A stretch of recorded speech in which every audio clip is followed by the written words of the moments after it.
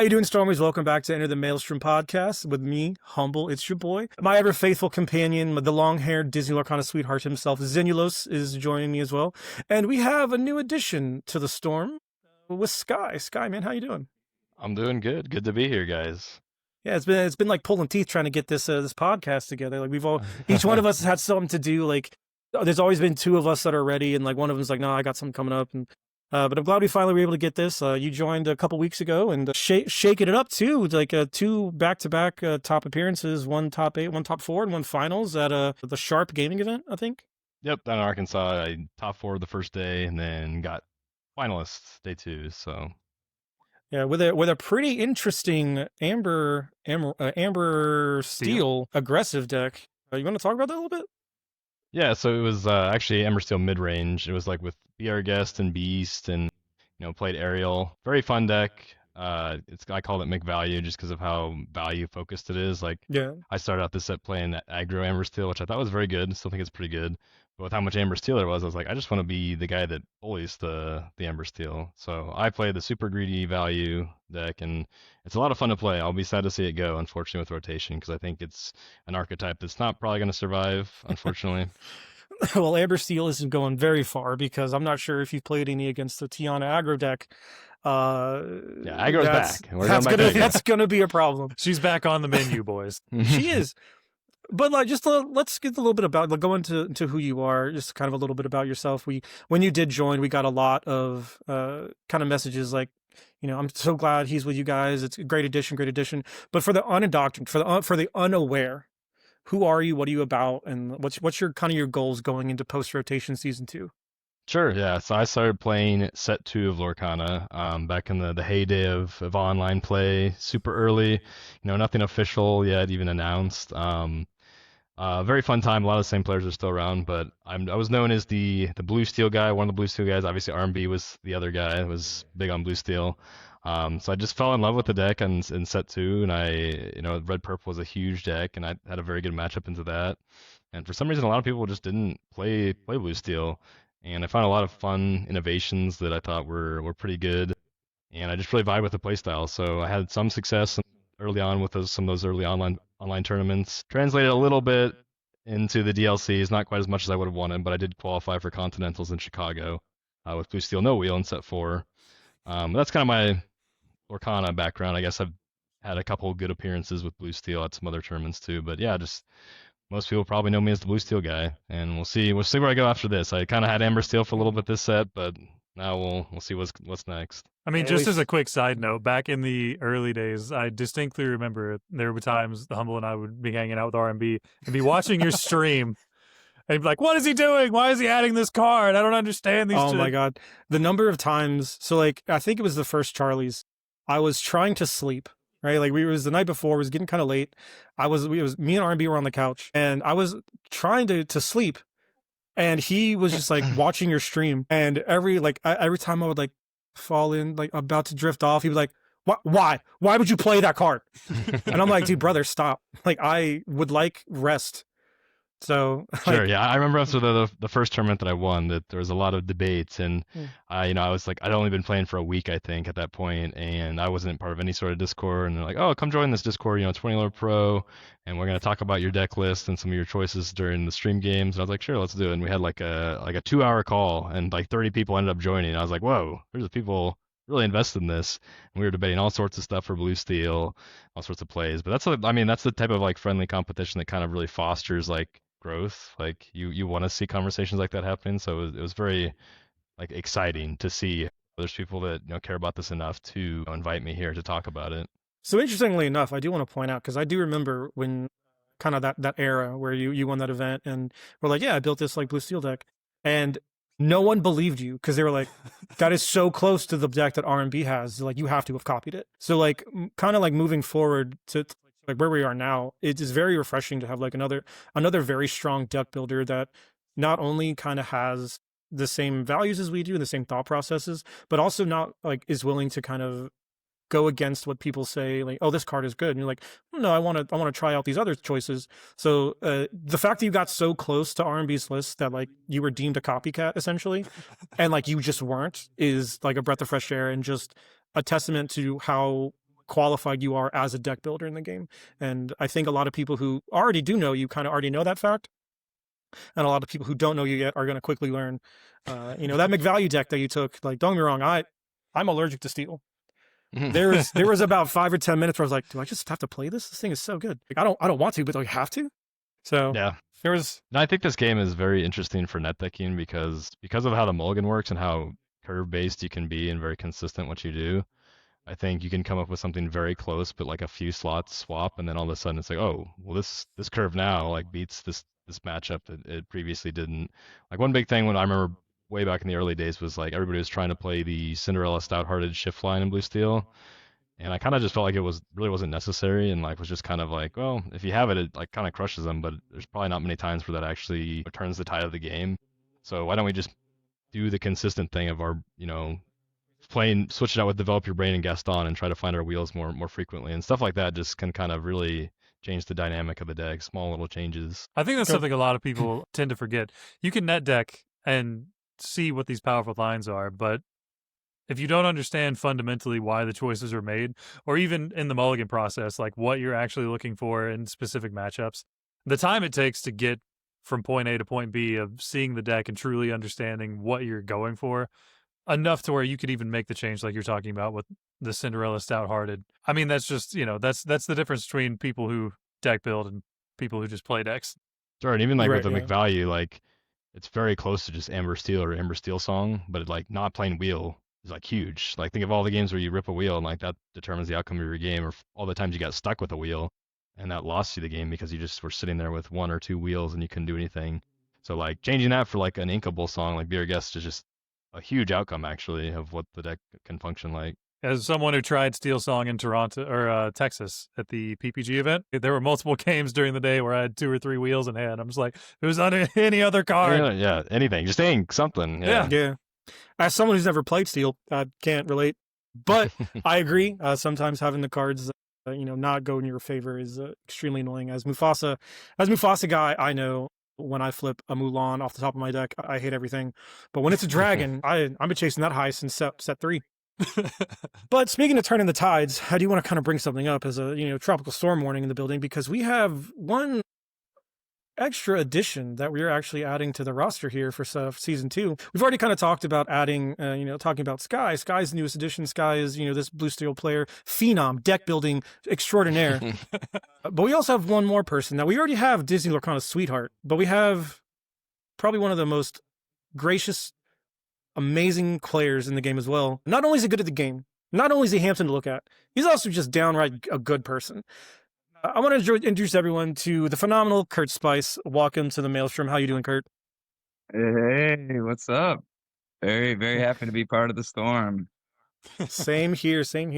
As we grow, we just keep getting these high quality players, not only just good at the game, but like that falls directly within our lines of like our core values. So like very happy for you to join us. Also a Worlds competitor and another phenomenal deck builder, as well as just storied player as well. And you've also been on the Amber Steel train in the past, and I'll forgive that one. I won't hold that one against you.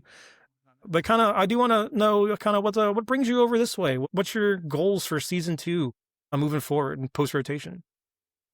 Yeah, so I ended up speaking with Pierre Sailor, and he was just telling me about Maelstrom. I already knew, liked, and respected, the people on Maelstrom as players and just people. And so, yeah, just after like talking with Sailor a bit more, it really felt like it was going to be a great fit for me.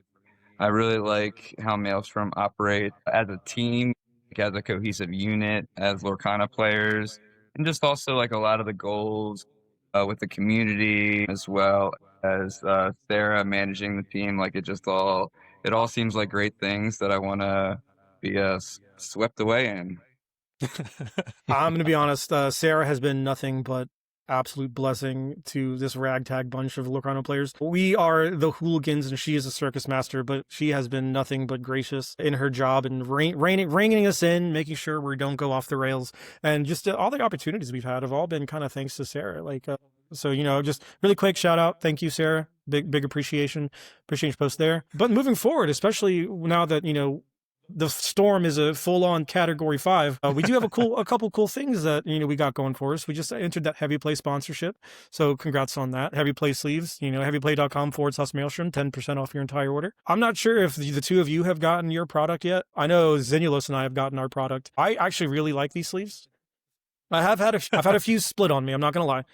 The deck boxes and the dice boxes and the playmats have been utterly insane. I'm not sure. I'm pretty sure Sarah has gotten to at least Sky. Kurt, you're still ink is still drying on the contract, so you're still pretty new. Yeah, I'm eagerly awaiting my shipment. I'm very excited. I think. Okay, so I have to ask this question: what color sleeves did you get? Because they just came out with a new line. I'm pretty sure you joined after that new line was launched. He did, and I'm interested in which ones you picked. Because I know for which me, ones do you think I picked? Take a guess. What color sleeve guy do I seem like? So okay, this yellow. Yeah. I'm a yellow sleeve guy. I don't know. I came from Pokemon, and the yellow borders used to look so cool in yellow sleeves. So you see, I knew that. I got I addicted to it. I knew that because I too came from Pokemon, and I also got yellow. Oh yeah, you get the color. I get it. I get it. So, but Kurt, so when you are getting your stuff, when you have put in your allotment, right? What color are you thinking? Yeah, so I don't quite know all the colors. I'm absolutely going to get green just because that's the best colors of all the colors. And then I've been on a real purple sleeve kick lately, so if they have that, then I think I'll get those. Oh, brother, when I tell you the color of the purple is so aesthetically pleasing. Oh, very nice. We can't see it, buddy. Excited to get there we go. Yeah, and I've also, I've had friends that got Heavy Play sleeves, and they're definitely very cool. And I'm excited to shuffle up a Storm with them. I'll be honest. The first time I shuffle, I took him out of the box and I sleeved the deck with him, and I was looking at him. I was like, the rounded corners are so weird. It's dude, I can't get over it. It is strange. Every time you look at it, you're like, whoa. But I've played with him so much, and now that my cards are never upside down, and that's a thing I didn't think about. And now when I play with regular sleeves and I play a deck that someone hands me and just to play with them, and I look at them oh god, which way is upside down? Now I gotta feel the corner. The heavy play sleeves have actually worked out a lot. But speaking of heavy play and merch in general, we got to get you boys hand markers and whatnot. Zenulos, do you still have the hookup on those? Yeah, absolutely. I'm gonna be seeing Kurt not too long from now, so I'll bring him all the good stuff. Yeah, actually, I do believe, and kind of segueing past the introductions and then kind of into the meat and potatoes. The reason the Stormies keep coming back is the events. So I want to talk about. I do believe all three of you are going to inking, correct? That is correct. Yeah. Well, congratulations on all being together. I'll be alone. No, I'll be with Sailor and R&B. So say no, you won't. You'll be with Sailor R&B bannable. Hey, I'm trying to farm field bats. Give me a moment. Come on. We're splitting up. We're dividing and conquering. Yeah, we are. We are indeed. I'm actually really excited. Yesterday, I wasn't so excited. For about 2 hours, I get my teeth kicked in by Tiana Aggro, and finally was sit down and just okay, let me just hard commit to a deck that just rolls this deck. So I found what I'm probably going to be focusing on. I do kind of want to talk to you guys a little bit about what you are kind of focusing on moving forward post-rotation. We'll get to the events later, and I know Zenulos will have a little, welcome to the team gift bundle for you of some merch. I know we're trying to get some shirts and whatnot to give out as well. So Stormies, if you are at Ink, if you're at TCS, find one of us. We will have stuff to give away for you. But I do want to talk about where we're heading in directions, because I know we all have different ways we like to play the game. We all have different mindsets of what we're looking to do in a game of Lorcana, and I am interested to see what we all kind of landed on as day one where we're looking to go. I've already talked about mine. Zenulos, I'll go to you second. Yeah, I mean, Emerald Amethyst is kind of where I've been. The new Dumbo, I think, is really good. It's not as good on the draw, but on the play, you can get a decent amount of value with them. And the new Emerald Genie is just something we need as challenger. With things like Merlin Crab gone, we need ways to buff up our guys so we can brawl on the board. And I mean, he's been absolutely pivotal for that. He also dodges random things, if anybody's playing Human Sisu, you can just buff something out of the range of that while he's sideways. Yeah, no, I mean, as normal, Emerald Amethyst has been where I started. So until I get forced off of it again, I think that's where I'm going to be.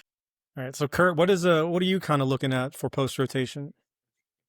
Yeah, I think the two things that I'm really excited about. I'm excited about the future of Amber for sure. I think that both Amber Steel and Amber Emerald, I'm going to be playing the dogs, of course. So I think that both of those get to move in some exciting directions. I'm not sure exactly what the best way is, because I always like to wait until the entire spoiler season is done before I start cooking up decks. I remember in set two, I was like every week new spoilers were coming. I was like, yeah, new deck, new deck.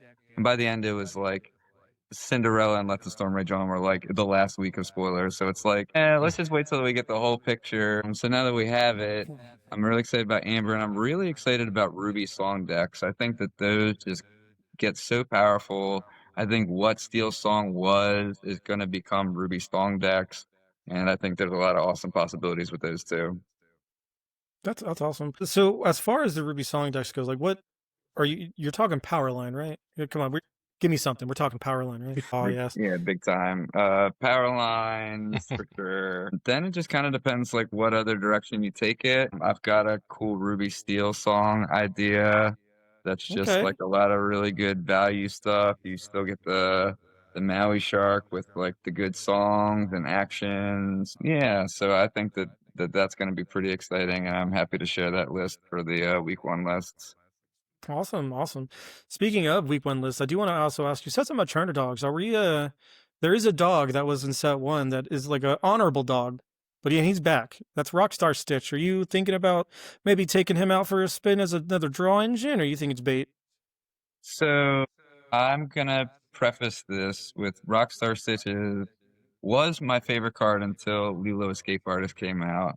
But Rockstar Stitch was my favorite card for a long time. I unfortunately haven't felt like he's been good since set one, even though he was such a powerhouse in set one. He was Even a like monster in set I one. tried a fair share of Rockstar Stitch Mufasa decks, and I love Mufasa. And he just never quite worked out in those two.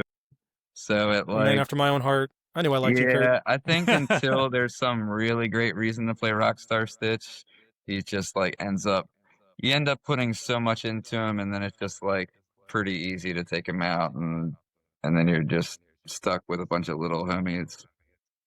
Hey, I mean, there's not a lot in the ways of board wipes nowadays, so like you might be able to just flood the board and it'd be good enough. So you get But under speaking the of seed, my boy. hell yeah. But speaking of flood, Sky, what are you cooking up? So I was playing McValue a lot set, and I kind of continued on Amber Steel in this set, kind of just because I own the cards. Like most of the cards are you're probably gonna play in the new format, or I carry over from this format.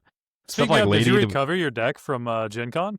No, sadly I lost it, but Oh my god. I had so many of these. Well, I had it was like pretty much foiled out, so I have to play non-foil now. Unfortunately, I had regular copies. Somewhere R&B heard that, felt that in the force, and he's weeping for you right now.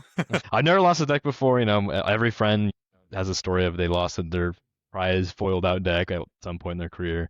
So I was due for it. But yeah, I'm starting with Amber Steel. I think it's super strong. Lady last set was just an absurd card. Just in, it was very good in aggro, but it turns out that if everybody's playing Amber Steel, aggro's not probably the best version of it.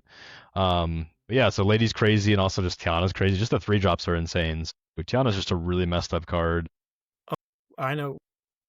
People will come to find out if they don't know already, but it's a very strong effect that when there's not that much efficient removal for it, you have to kind of pay. It's like you can pay. I didn't even know the card. You could pay 3 to turn off the debuff effect, but Right. like that doesn't even matter. That almost could not be printed on there because you can't just take a turn off to pay 3 just to kill one thing, and then you just Exactly. if you're protecting other things on the board, those things are just going to cost for 4 or 5. So that deck seems very strong. I think to me that's like the front runner of like, okay, we found a very efficient aggro deck that's probably very good. Well, that's going to be the first thing that people start testing around. I guess they're going to say that's the meta, that's what the baseline is to beat. And then I guess the next level of that is, okay, well, what's good into that beats it, and then it's good into the other decks to try to beat it. A deck that I do have a lot of faith in also is green blue, or as I like to call it, bleen, or sorry, emerald. Sapphire. I'm trying to use the Yeah. trying to get the terminology here. Yeah, Under the Sea getting the reprint is wild. It's like the only board wipe now, and it is only things that are 2 or less, but you still have Sapphire Quill. And if the format is pretty slow just because there's a lot less cards in the card pool, it might just be that, establishing a Sapphire Quill and a big Under the Sea is like inevitable almost. So I think Green Blue or Emerald Sapphire has a very good chance at being like the best deck also. And then, of course, Sapphire Steel. I want to return to that at some point. I think the format's slowed down enough where you can just kind of go back to playing a good character per turn. Just skip your turn 3 and then keep going. Unfortunately, I was really hoping for a Detective Mickey reprint. That was one of my favorite cards from the start of the game. I thought it was really fun. And even though I didn't back in the day play like the songs like Strength of Raging Fire or Storm, I think Mickey being able to ramp into a 5 cost and then sing a Strength is like super efficient and fun. I'm still hoping there's like a detective theme, maybe coming in the future. He'll come back, but I was hoping to get him and Fleekley so we can have 8 3-cost guys that ramp. But I do think, yeah, there's plenty of stuff if we can sail into a Scrooge or something, and then play a nice 5-drop like a Namari is pretty strong. Then also just Tinkerbell coming back is super super big. Like that's just a classic menace on the board. If your opponent just has a bunch of stuff on the board, they can't really do much with it just because threatening to take off 2 for 1 and then still have your Tinkerbell live is massive. So we'll try to get back in the lab with some Sapphire Steel. I haven't done too much with it, but hopefully it'll be good. I was playing against the Sapphire Steel list that was running Tink last night. If I wasn't on Emerald Amethyst, I would be more scared of it, but all my stuff flies. Yeah. Yeah. And also Arthur is a great one to pair with Tink. You go Arthur into Tink, or Tink into Arthur, like nothing like caps off a nice little board with the threat of an Arthur to just come through and let Tinkerbell just have her way with everything. So well, hey, we're not drawing cards anyway, so why would we get a draw step, right? Let's put some respect on Mulan's name. Tink into Arthur isn't the only board wipe anymore. It can also be Mulan into Arthur. Does the same thing. Yeah, it's funny you say that because I was playing Cube, like 3-player Cube with Luke and Wonderland and a friend of mine, and I remember my starting hand was like Mulan and Arthur, and I was like, I'm keeping this. We're just gonna save up the whole time for play Mulan and then Arthur and like board clear everything. And I kept drawing on Inkables, and I had to I think I had to ink the Mulan, unfortunately. So it didn't come together, but it was cool. Well, I'm glad you get to kind of go back to your roots, explore the Sapphire Steel again. I tried to explore Ruby Amber. No, can't do it. Rapunzel does so much for that deck. Julieta is not the same. It's not a replacement. The Lost and the Look of This Family, the Be Our Guest, are not the same thing. I did have a little bit of success with the Racers. I was really hopeful that they would be a lot better. But like I said, I played against Amber Steel aggro. And when my opponent went Tiana into Tiana Pluto, I was like, the Tiana stack. Okay, I'm just never killing anything anyway. So I'm sitting there with this like Mulan shift line in my hand, like, sick, cool, can't. I don't want to play with this anymore. So I have had to move on to greener pastures, if you catch my drift. But we are definitely excited for moving forward. But moving forward, speaking of that, Ink Inc. Tell me a little bit about all three of you going to Ink Inc. What are you excited for? Kind of, how that weekend can you kind of planning it out? I think we should start with Kurt since he won the last one. Yeah, I mean, I am absolutely ecstatic for the Ink Inc. weekend. I've been trying to help advise them a little behind the scenes. I've organized some Pokemon conventions in the past, Baltimore PokeCon, which were like 600 and 700 people for the second and third volumes. And so I've just tried to give them good energy and help out where I can. The fact that it's going to be like a 3-day weekend with an awesome meet and greet on Friday. Working to try to get a karaoke party for after the meet and greet going on Friday. The fact that it's just Core and Infinity, 2 big events with just it's going to be an amazing group of players and the casters that are going to be there, the coverage that the event's going to have. And I think the innovations of the coverage that we're going to see from that event are just going to set the pace for the rest of the Lorcana worlds. I'm super excited to defend my championship. I'm going to, definitely give it my all on that. But even if that doesn't go well, I'm going to be jumping into whatever I can to help the guys at Ink Inc. out because it's an amazing crew, really, Ink Inc. And I'm happy to help and support their events in any way I can. No, for sure. Just to piggyback off of that, I haven't missed an Ink Inc. event yet, and every time they've gotten so much better. Not to say that any of them have been less than good, because they've all been amazing. They really put 110% into the production, into making sure all the players are comfortable, and to making sure anybody that needs something can get what they need. And then Garrick, shout out to Garrick's Lorcana Lair, runs all of their production. I generally stay with him when I go. He's just a wizard. The nights before any of the events, he's making sure he has everything he needs for the overlays, making sure all of the stuff is already set up on site. So when he goes in the morning, all he has to do is maybe plug in a couple of things, make sure that the stream is running and he's good. I can't say enough good things about Ink. I bubbled out of top 8 at the last one, so I wasn't able to meet you up there, but I'm pretty excited to go this time, and hopefully I'll break my curse of being a bubble boy. Sky, what about you? You're also going to inking, correct? I am. I am very excited. So to me, this Ink is the good vibes only tournament. You know, down south we got CCS, but the cool people are going to Ink, and no, but That's probably true.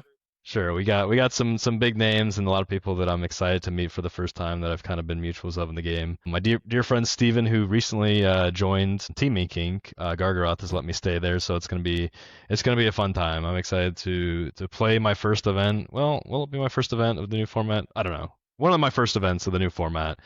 Give it my all, but then at the end of the day, you know, if things go wrong competitively, I have a good group of people to kind of vibe with afterwards. So it's gonna be a lot of fun. I'm super excited. So I do have this question. I want to pose this to kind of all three. Are you looking? You did say, Kurt, that there was going to be the core constructed and there's going to be an Infinity event. Are you guys going to be playing both? I am for sure playing both. It'll be the first time playing Infinity for me, so I really wanted to just kind of dip my toes in there and see it, since we do know we have, I believe it's the third DLC will be Infinity format. So just kind of seeing what it's like, seeing if the things we think will be powerful are still powerful, or if the Fabled cards do shake it up enough that we start to see things take a shift. So what do you think about playing Infinity for that event? I don't think you could pay me to play something that's not Ruby Sapphire. It's very, very fair. Kurt, what about you? Are you going to be playing both?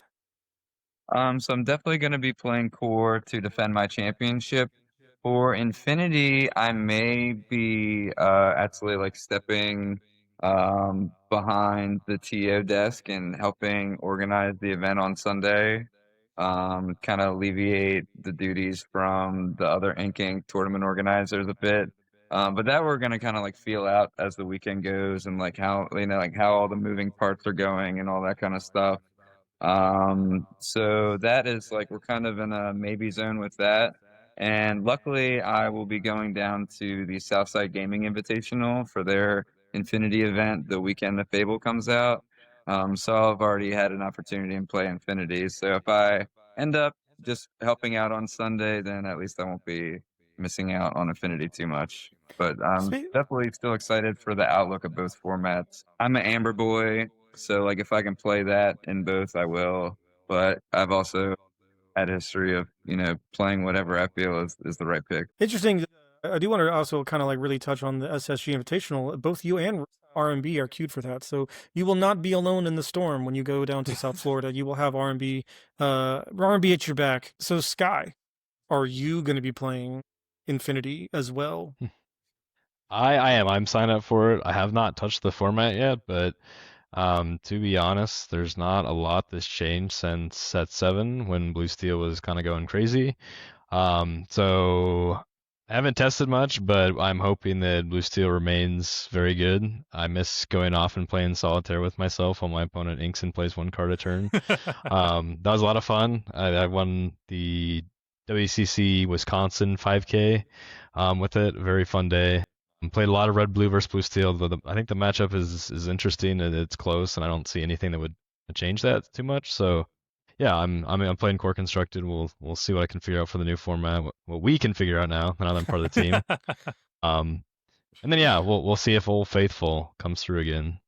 Well, I do remember at the WCC event, Bannable actually, like, you played him. I think it was in Top Cut of that event, and he messaged back. He's like, "Yeah, he just had it all. I don't know what to tell you about he it." drew very poor, and I'm kind of sad because now Bannable is just using that as an excuse for like, oh, I just think it's not even data. Like I don't know. I think it still beats it. I'm like, no, Chicha made stuff pretty good in that matchup. Yeah, we played a little bit with Chicha as well, and like we had a Ruby Sapphire with Chicha list for a CCS event, and because the deck to beat like was just Ruby Amethyst. We were like, we need to be able to beat Ruby Amethyst. It's like the only deck that like really just kind of preys on Ruby Sapphire right now. And Zenulus and I, we tested for about a month prior to CCS, and we like locked down this Chicha list we kind of got by the aggro decks. Like my very first round, my opponent was just like Maleficent on one, like the one drop, the quest for two, Maleficent on one, double Maleficents on two, and then like it's me plus a thing, and I was like, oh, I'm just dead. I can't do anything. But I think collectively between Zidulos and I, we played about 9 Ruby Amethyst decks. It was 9 Ruby Amethyst between And the two of we us. went 9-0 against Ruby Amethyst on the weekend. So like we targeted a deck. We found a deck that like absolutely slaughtered it. It was not close. And Chicha was the reason we were slaughtering those Ruby Amethyst decks. Yeah, anything that was not steel, Cheech is just a complete menace to like red purple and red blue has always been fairly prominent throughout the formats when I played Chicha and like slapped on a Chicha even back in the days of Flynn Rider. She stops a Flynn and she also draws Yeah. you cards. They have to brawl it. Like there's so much stuff that like I mean they can brawl it. They have like an answer, but like it's not good. Like you're fine with just You eating gotta your 2 costs for their 3 costs. Yeah, dog, you gonna brawl my Chicha instead of my Hiram? Absolutely. right. Yeah, And she then was, or the Hiram does get brawled, then you're like, okay, cool, play my Maui, quest with Chicha, support the Maui, kill your Queen's Castle. Like Right. that was a very relevant playline as well. There's only so many turns where they can, brawl your guy before it's like, well, they're not doing anything. They just kind of slowed me down, so I guess I'll just keep going with my game plan. But surprisingly, she's also quite good into aggro. Like back in set 7, like Turnidogs was a fairly prominent aggro deck, and one of the ways she was good into it was just if you have a bell into Chicha, then you're just swinging for 5. Like the support is very relevant. Like if you swing for 5, like kill a Daisy or something, because they can't quest with Daisy because they have to respect it. But even then, it's like she swings back for 2, so like you kind of have to take her out because it's also threatening the support always, and it's threatening to draw cards. So she was just like an all-star, and like she kind of made me realize that support is actually a super relevant thing on something that you can play early. It makes me want to play like the 1 cost Hiram that's a 2/1 support. It's just Chicha without that. Yeah, the Basil. Sorry, yeah. Basil. It's just Chicha without the drawing the card part, which is important, but it's just worse Chicha. It's fine. It's actually kind of interesting you say that because I have also been kind of brewing around with that Basil as well, and I'm a Ruby fanboy. If I can't play Amber, I want to play Ruby. If I can't play them both together, I will play a deck that has one of those colors in it. But I've been kind of theorizing a Ruby Sapphire list that kind of has the curve of 1-drop Basil into like the freshly reprinted Queen of Hearts, because that takes out daisies and is oddly efficient at doing it. It's kind of a Christmas land scenario that you have to mulligan pretty hard for against in those matchups, but it does work. The rest of Ruby Sapphire is to be determined, but there are at least 8 cards in the deck already, and is 4 of the Basil and 4 of the Queen of Hearts. Hey, bro, at least we have Agrabah back. Come on. Oh, brother, you can't wait. I mean, like Maui doesn't exist to take it out, so maybe it's the McDuck Manor at home. Nah, man, now you got to worry about the new Lilo and Stitch combo. Oh yeah, that's gonna be annoying. So I do like that Lilo card is very very interesting to me. I think it's quite good. And I like the prospect of buffing my little guys. Like my Captain Hook can hit for 5. Like that's insane. Yeah, that's insane. Yeah. Or like my dream scenario right now is I could play Nathaniel Flint because I love Treasure Planet. And I think he's a super cool villain, but he is an alien. He gets to be buffed. So I don't know. We'll see. Like can sing his strength and damage something, and then play it. So I've said this multiple times on for anyone who'd listen that every set it gets harder and harder for me to ignore how good Steel is. And it gets harder and harder for me to not want to play it. Because I read that Lilo and I was like, oh, this is like really good.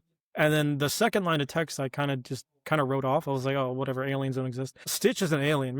Like the Arrow guy is an alien. And I did not realize that they could challenge readied characters. And then I was like, oh, that Lilo is going to be a problem. Yeah, the amount of times in testing yesterday that like, also Pleakley's an alien. But like the amount of times that when I was testing Amber Steel, like, that it is very relevant to have Stitch out, and everybody's like, "Oh, well, I just won't turn sideways, so I'm safe." He's like, oh, I got you, nerd. Yeah. Kurt, what are you excited for kind of some of the newer cards coming? Not necessarily the reprints, but like some of the 33 new cards coming to the game. Are you excited? Anything stand out to you? Well, absolutely. Like that Lilo. Lilo is like I like her about as much as a character just because I feel like she's very underrated because like when Stitch crash landed he was just a dumb alien. Like he got completely one shot by a truck that did not even know he existed. He did get folded by a truck. That is I do remember that. He needed Lila's help so bad and she delivered.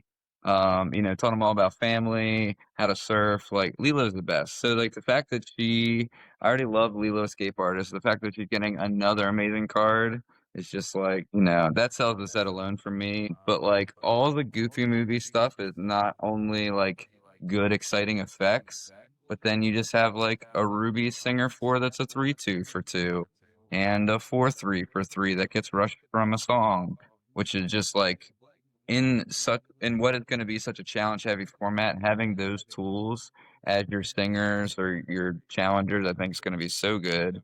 And then I think that also the Dumbo and exploring older ways to draw cards that were maybe like not quite good enough in the previous core formats because Rapunzel was around or because Merlin Rabbit and Friends on the Other Side were around. Cards that do draw cards and generate card advantage and can continue to do so over the course of a few turns when unanswered. I think there's just like, a world of possibilities now for a lot of those cards, which is exciting to me. Now, I want to kind of pose this to all of you, and then I'll follow up with it on my take as well. Are there any cards that you're not hyped for that you thought might be applicable, and like as the rest of the set got spoiled, or as you've kind of done a little bit of testing on your own? I know we're still in the very early stages. Like I've done like 1 or 2 testing sessions. I think Xenulos has done a couple. I'm not sure. Sky and Kurt, have you done any testing yet? I've done a little bit, just with Amber Steel. Humble, we can Yeah, hear those I coins clacking, by the way. I My played bad. for about an hour and a half today. Both the decks I played ended up being pretty good. I think one thing that I was expecting more of, but it never really came to fruition, was I was expecting there to be like some new items to kind of replace Popsicle and some other stuff. Oh, And there's not. I want to say, was it an Alice that got spoiled? That inks an item. Yes. She got I actually spoiled. don't know what that one does. What's it do?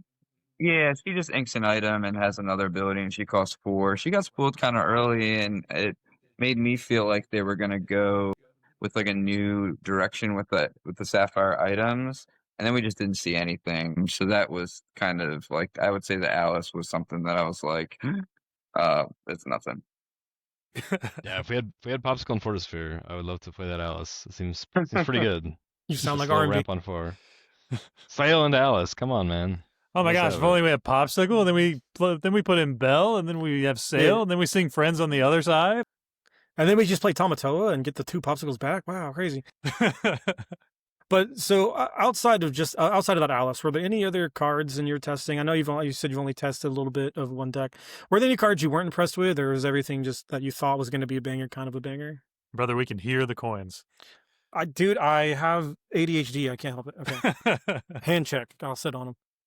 So for me, yeah, like I just have only tested like some Amber Steel.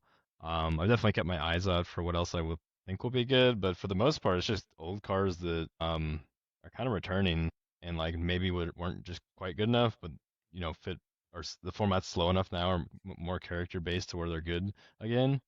I think that Lilo is very strong. There's nothing that I tested really that was like a new card that I was like, oh, this performed or unperformed. I guess I have some hot takes on cards that have gotten some traction. Well, hit us with them.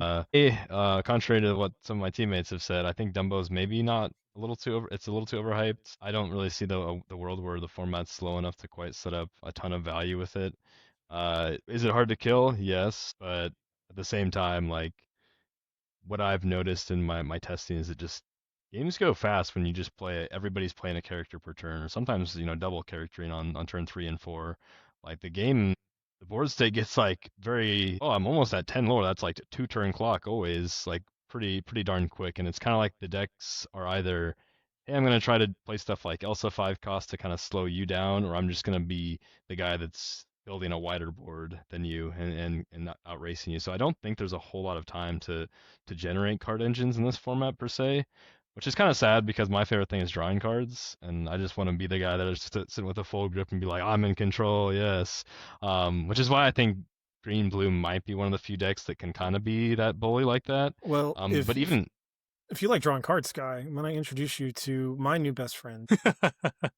not that one. Uh, Maybe I, maybe Tamatoa to play it for free, and then we'll start doing stuff. But I'm not gonna lie. Green Yellow songs. This Amber Emerald deck, I also was not sold on the Earth Shell necklace at first. So I started at 2 copies, and I went to 3, and then I just quickly went to 4. If everything goes well against Amber Steel aggro, you just go turn 2 Vanessa, turn 3 Gazelle or Aurora, turn 4 Under the Sea them, and now the priority is back on you, so you can just kind of use to refuel. Some of the cards that I'll actually kind of agree with you that I don't think Dumbo. I think Dumbo's going to be a good card. I do not think it's going to be a broken card. Kind of to your point, I do think the format, at least for the first couple of weeks, maybe to a month, is just going to be too fast. Yeah, you play Dumbo and you can draw some cards, but like if you're drawing a bunch of cards and you're not challenging my board, and like I'm probably just going to run away with it. I think there's you going also to just compare it to Genie, which is in the same color grouping. Genie sometimes isn't even like a fantastic card, even though statted and like what it reads is just like way ahead of most cards in a format. But it's just like, well, if that extra card isn't actually needed, if you're gonna end the game with an extra card in hand anyways, then what's the value there? Especially, I mean, it's mainly evident on the draw. Obviously, on the play, usually it's a good play. But yeah, I think one of the early lessons I learned in this game, just in general, was that drawing cards is great, but you have to have a very controlling aspect to leverage that. Like this game is very fast, and just playing characters on curve, no matter if it's a starter deck or anything, it gets you to that game plan. So if you don't have like very very efficient ways to quickly leverage that card draw, you are just going to be sitting there doing nothing. I remember like when this game first came out, everybody thought the aerial combo deck with all the items and stuff, like aerial that untaps, was going to be like super dominant. I'm like, I just lost to my brother on a starter deck, and he doesn't even play card games, so I think I'm going to scrap this idea, guys. My brother in Lorcana, I tried that deck every set after it got printed. So after like Popsicle came out, I was like, oh, maybe Aerial works. And then set 3 came out, and we got Vitalis here. I was like, maybe Aerial works. And then set 4 came out, and we got like some more of the like item shenanigans. It's like, okay, Aerial's got to work, right? I did that until like the Hiram and Fortisphere rotated, and I was like, Aerial just never worked. Like, this sucks. Yeah, that card was never so cool. Kicked off. Yeah, card was so cool. Main thing is it just had to live, and it's like if it's not lived good enough when the format starts, and it's probably gonna live, then there's just gonna be enough removal for it to always die. Right. It's like the Grandpappy effect. You just hope like, oh, we got one more thing for us. So we've reached that critical mass, right? But it was like it never quite got there. Well, it was the problem of always just needing too many pieces, right? Yeah. It turns out needing like 3 or to actually 4 win pieces. The game that's a huge liability. Like that's like already 1 out of 3 games the pieces just don't come together. So your deck's got to be real good when it does come together. Look, I was a Storm player in Magic the Gathering, so like you tell me there's a way that I could win the game in 1 turn from chaining together some series of cards, I'm in. Just play items every turn, and then Tamato plus Dime. Oh no, yeah, that's where I landed. That's definitely where I landed. But yeah, so some of the cards I'm more interested in are actually aren't really like some of the newer ones. Like I was very interested in the Green Genie, so AKA Greenie. And my boy Greenie. I was testing that a little bit in my Amber Emerald, kind of as just a way to leverage my opponents not wanting to challenge into my characters because I am the songs deck. I need to keep my singers around. So like maybe Greenie would be enough, kind of act as a pseudo Tiana that's inkable and also has evasion and conquest to kind of help win the game. Because if anyone has played that deck in the past before rotation, the deck takes a while to close. So I was like, okay, this kind of fills some roles. And then like I had a Ruby Amethyst player LeFou my Greenie and then kill my whole board. And I was like, I don't want to play this card anymore. So actually some of the cards I'm really interested in are actually returning cards. So John Silver has been a house. That card has been incredible for me. Every single Emerald list that I start to build starts with 4 John Silvers and 4 Louis at this point. Because both those cards are just very potent at banishing Tiana and just stopping the opponent from questing, which I think the control decks in the post-rotation format are going to reach a point where we're not really like looking to stop the opponent by banishing cards. We're looking to stop the opponent from questing. We don't want them to get that advantage to count to 20. We want to stop them. Like I've had multiple games already into the Amber Steel Aggro deck where they get to 19 and you kind of are, it's very reminiscent of the pre-banning Ruby Sapphire where they get to 19 and it doesn't matter because you're dealing with their threats on every single turn of the game. The Emerald Shell Necklace it's just Workshop. and I don't know. I don't know what else I could like compare it to, because the advantage it provides, like it is a little slow, I will admit, to try to get the shell necklace involved. But brother, let me tell you, if you go like turn 1 Vanessa into turn 3 Gazelle, turn 4 play necklace, under the sea your opponent draw a card. Oh my god, that I'm the smartest individual on the face of the planet. Yeah, I The think first that the time, the first time he was able to like actually draw cards off a shell necklace, he was like, "Oh, I need 4 of this card." Yeah. Go ahead, yeah, I Craig. think the stuff that does give you that like repetitive advantage. You mentioned the John Silver too, of just being able to like give something reckless every time. Stuff like that, while it ends up being like surface level slow, when you can figure out the rest of the pieces that like give you either like really big catch up turns like Under the Sea, or just like powerful combinations that give you like big challengers out of nowhere. I think that a lot of the format as we like get into it, as long as Amber Steel isn't just like trouncing everything, then I think that it's going to be really interesting to see how those engines play out. Yeah, I give it a month. I give it a month or two, like a month and a half, before the Lorcana, community kind of bands together to fight the Amber Steel menace and figures out a way to just systematically push the deck out. Because historically speaking, aggro at the start of almost every format is kind of relevant. You You remember when get they get Daisy first came out and everybody was like, "Daisy's ruining the game. There's nothing that's ever yeah. gonna happen." We're She did ruin the game. What do you mean, though?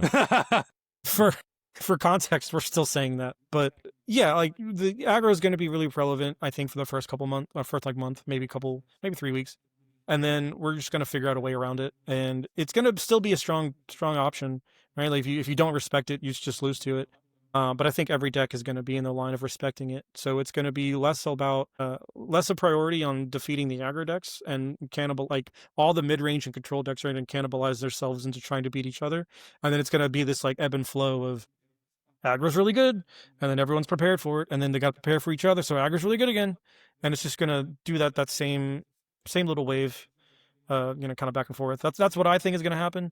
There is a world where like they just crush every tournament, and we're just living in a tier 0 winter, which I hope doesn't happen. But I do think it's interesting that like Tiana, if it really is a problem and they didn't print enough answers and it's just like, well, kind of got to play Tiana. It is very interesting that it's such a fragile card that it didn't see play because it was easily removable by a lot of relevant cards that were kind of already seen play.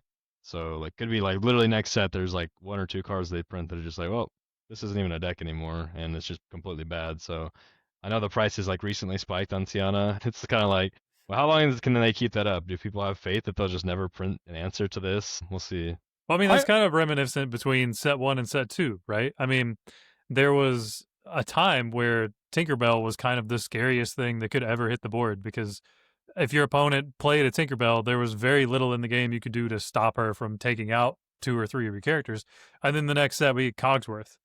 So I think we're already in this kind of pseudo, we have a powerful thing, next set we're getting the answer rotation in Lorcana. Like they've shown us we can do that. So now, how long will it be before we either A, figure out what the answer is, or like we just get spoiled cards next set and we're just like, oh, well, there's something coming that's just going to house that very powerful option. I'm going to be kind of honest. I think we have some of those options now. Like I'm going to be honest, I was kind of a doomer.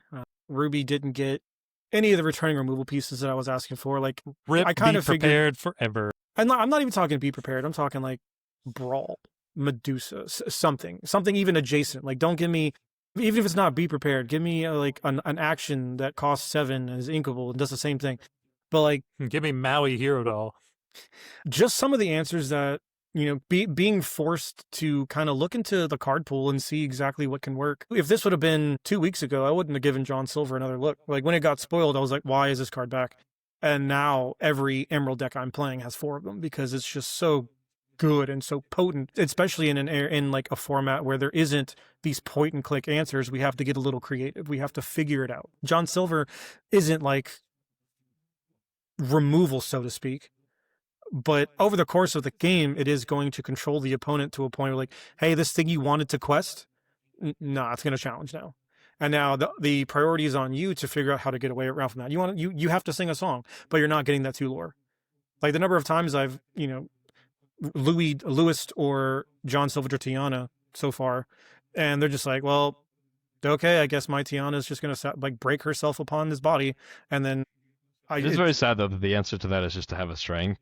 Like in my testing, so much of the format is like, well, did they find one of their 4 strengths in the first 4 turns of the game? If they did, then it's like just wins the game automatically. And it's the other way around. It's like if I play a Tiana against the steel deck or in the mirror, it's like, did you find the strength? Okay, no. Well, then it's just gonna sit here and we're gonna run away with the game. No, within my testing yesterday, the first 2 hours of the day, I sleeved up 3 decks and we did some proxy battles. And I very quickly realized that my deck building theory was flawed, and I am horrible at this game, and I should reconvene. And it had nothing to do with the fact that out of the first 15 cards, they saw 3 strengths, but it did indeed happen.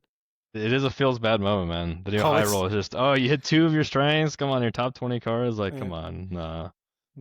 But yeah, so like I'm interested in kind of the removal suites that we're going to be moving towards, and just actually kind of delving into the card pool. And because we don't have these clean answers anymore, right? We don't have these point and clicks in Brawl. We don't have Yeah, Sisu. we don't have the big Sisu. Sisu, Well, yeah. we don't have the big Sisu. Like you have small Sisu. Small Sisu still does it sometimes, but like we don't have those point and click answers anymore. Like we don't have Zeus. We don't have Storm. So kind of going into the tank and like opening up the the commons and uncommons box and seeing what we can come up with as potent answers has actually been a breath of fresh air. Like I said, I doomed a little bit at first when I was like, oh man, there's no Brawl, there's no Medusa. Like, how are we gonna like banish these Dumbos? How are we gonna like deal with evasive threats? And like, turns out like just give the thing reckless and does a pretty good job. Well, Yeah, so it like is. I said this before we got all the cards for the set. It almost feels kind of like a set 1-esque type meta. Like if you remember set 1, we didn't have a lot of clean answers. Like we had Dragonfire and we had Be Prepared.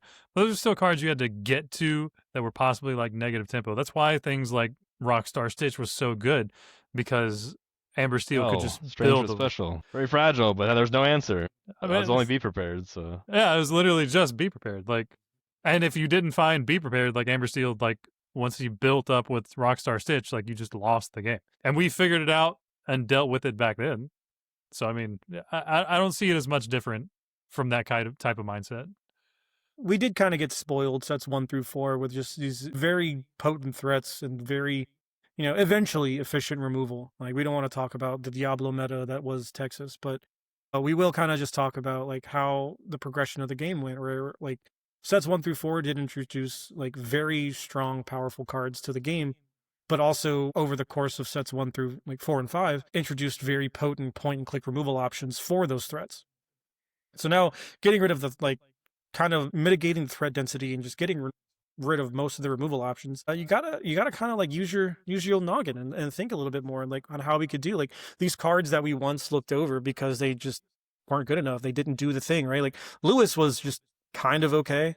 It was like a niche tech option against some things, and then like because your Steel Song opponent was just like, oh, he's got Reckless. Anyway, sing Strength, or that's wonderful, sing a whole new world, and then you just get around it.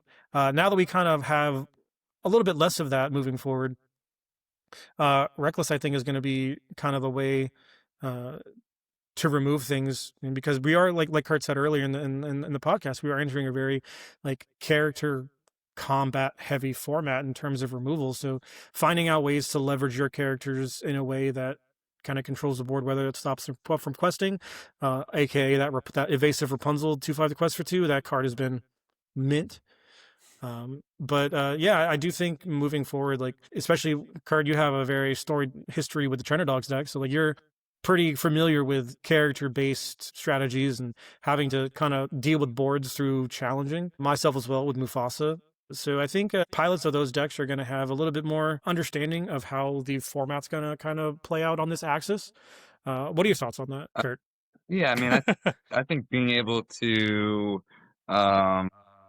just like come up with ways to get way ahead on challenging like what they expected, because now like the expectation of what you can challenge with is gonna most turns be less than what it was. Like the fact that you could loop foxes, like challenging used to be so crazy in this game. So not only do I think that finding ways to like buff up challengers, but also ways to just buff up boards is going to also be that much more powerful, because people aren't going to be able to swing for the same chunks of damage that they used to. So I think that that's going to be really fun. And the fact that like now all the damage is going to stick. So like Go-Go Tamago is just going to be gaining way more lore than she's ever did before with like Popsicles and Rapunzel just taking all that off. It's going to be cool.